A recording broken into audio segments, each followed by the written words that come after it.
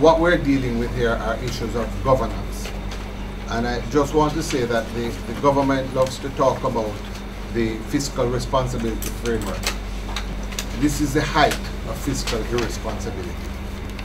You have a situation where you have a program, and in the program you have $2 billion allocated for the building of bridges, and the Rio Grande Bridge alone is $2.4 billion, and that does not include any of the other bridges.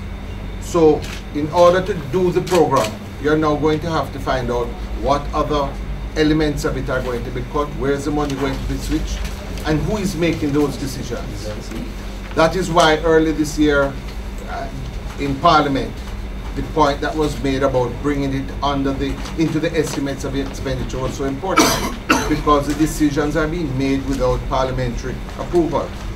You talk about money for purchasing of land and for paying of crops. I don't know who is making the decisions about that.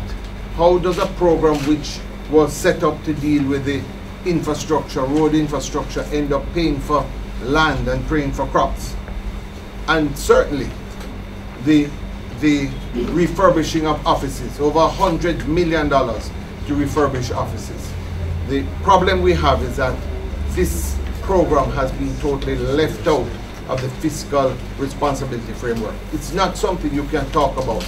It is the largest capital project that is going on in the country now, and it is totally out of the purview of the Parliament. The decisions are being made by technocrats, and then at the end of the day, these things are being brought back to us.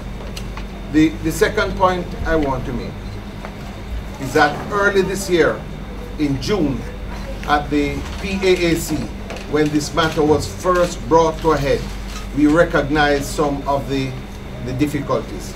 And at that point in time, on June the 8th, at a meeting of the PAAC, the issue of an independent consultant who would oversee the program was brought up.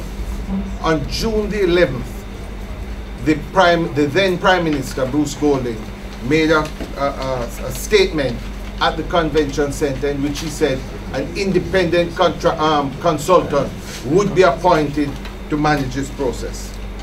Here we are over 5 months later, and I don't know where the process is, but to date nothing has been done, or certainly there's no independent consultant in place.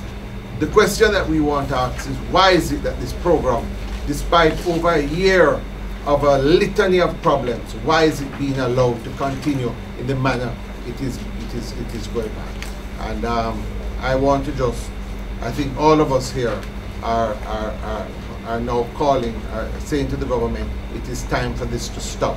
This program cannot go on like this.